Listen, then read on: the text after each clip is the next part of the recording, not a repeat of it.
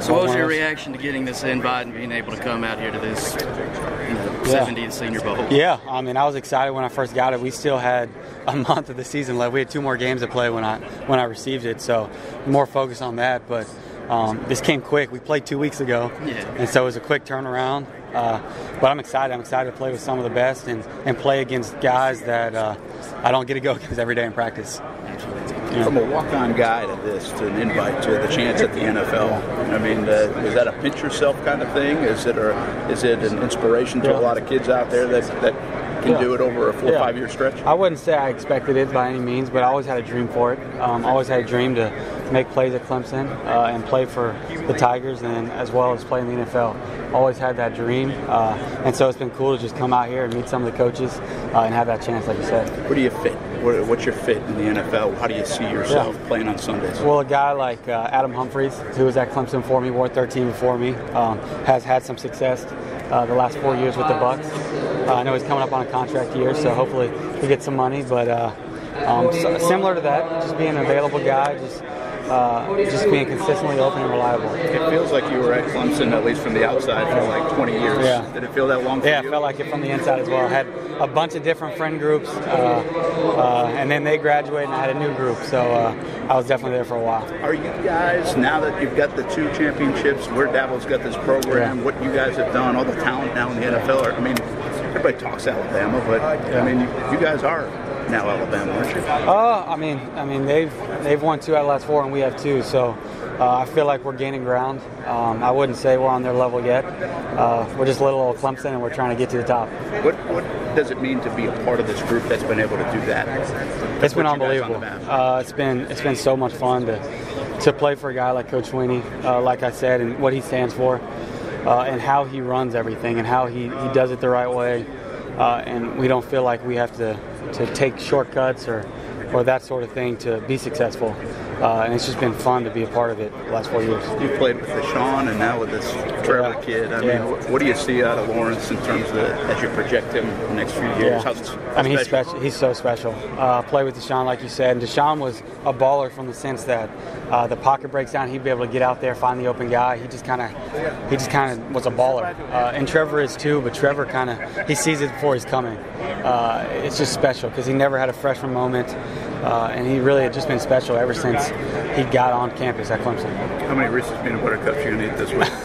Hopefully not too many. I gotta get my weight up, and that's probably not the best way to get. Thanks, man. Good luck to you. Appreciate it. Yeah. How much longer can you guys call yourself a little old Clemson when you have won 2 championships? I mean, forever. I mean, you look at the budgets. We're nowhere near the top guys. We don't spend nearly as much as those guys. I mean, I don't know. However, Coach Sweeney wants to say it, but no, we feel like we're just kind of in the middle of nowhere. We don't get that many 5-stars every year. We just develop our guys, and we have a good team and good culture, and so that's how we feel. You guys are going to start getting more 5-stars, though, aren't you? When you got a guy like Trevor Hopefully, back there. Yeah. I mean, at the end of the day, it's about getting good players, not good. I mean, you could have a 3-star. That's better than a 5-star. So it's really about getting those players that are committed and fit your culture and fit your team. If you can do that, then you can develop them. I got to ask, there was a report that said that in the month or so leading up to the game, you only spent 1 week on Notre Dame. The rest was that Alabama. That is so far from the truth. Yeah, I mean, obviously every team has guys that game plan for the week ahead, but our whole focus was on Notre Dame. It's a 1-game season. If we don't beat Notre Dame, we don't get to play Alabama, and so just that line of thinking is so far from what we believe in and how it really happened. How does that work, though? Do you spend any amount of time looking at opponents? No shot. I mean, if we play Alabama and we had Furman the week before, some of our support staff will go and break down Alabama, their games, but as far as coaches and players, there shouldn't be any talk of Alabama or we're playing Furman that week. If we don't beat Furman, if you don't think that's the biggest game of the season, then lose it, and you'll find out quickly. Now that a couple of weeks have passed, looking back on the title game, is there anything about it, the way that it played out, that surprised you? I mean, whether the final score, the way it happened? Yeah, maybe the final score. I'll say it like I said last time. The Sugar Bowl, I feel like we didn't have that eye of the tiger. We didn't come out ready to play. and I feel like Alabama was sort of the same way. They just didn't really have that look about them, and it happens. It's a long season, and we were ready to play, and we learned from losing in 2017 by a lot of points. So when do you notice? You say like they didn't have that look about them. Like, is it when you first play, you're looking in their eyes? Like, when do you start to know, hey, like maybe they don't have that edge they usually do? We can capitalize. As the game progresses, you can kind of see how they are. But I mean, they're a really talented team, really good team. But just like Clemson, we can lose anybody if we don't have that look about us. I know that the game isn't over until it's actually over, but was there a moment in that game where you kind of felt like, all right, we got them here? Yeah, I feel like we had the 2 turnovers. We had the pick 6 early, and then we had another turnover, and they were running on us the whole game. And so we were able to get ahead, and they were going to have to play pickup and try to come back and throw the ball. And our defense did a good job. And by the start of the fourth quarter, we felt pretty good. Yeah. When did you know that Trevor Lawrence could be the quarterback that he became? Was there a moment early on?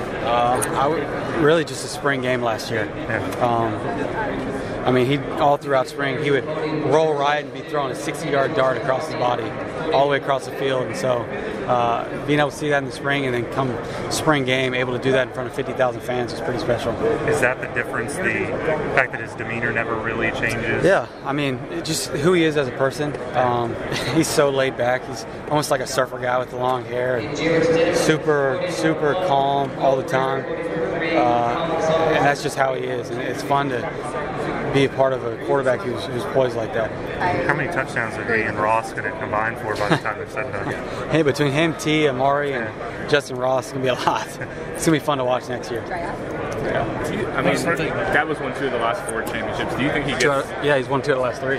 Yeah. Do you think he gets the amount of credit he deserves? I know there's like a little old Clemson thing, but it seems like there's also a little bit like the little old Dabo thing. Yeah. You know? I mean, he is who he is. You got to... I mean, you have to try to play the undercard, an underdog card. But at the end of the day, I mean, look what he's came from. Kind of his whole story, who he's been about. He's came from the bottom and kind of rags to riches. And so I love what Coach Saban said. I was listening to a quote where he said there's a lot of books written on how to become successful, but not a lot written on how to stay successful. And so it's been fun to see Coach Sweeney kind of take that next step and stay successful. What's the next step for Clemson at this point? Go 1-0 next year. Just take it one game at a time and be the best they can be. For a lot of reasons, you're sometimes referred to as future New England Patriot. Yeah. Hunter Renfrow, what do you think about that? Yeah, I mean, if they're paying well, then I'd love it. Play with a guy like Tom Brady would be unbelievable. Just what he means to football in general, not just the NFL, just football.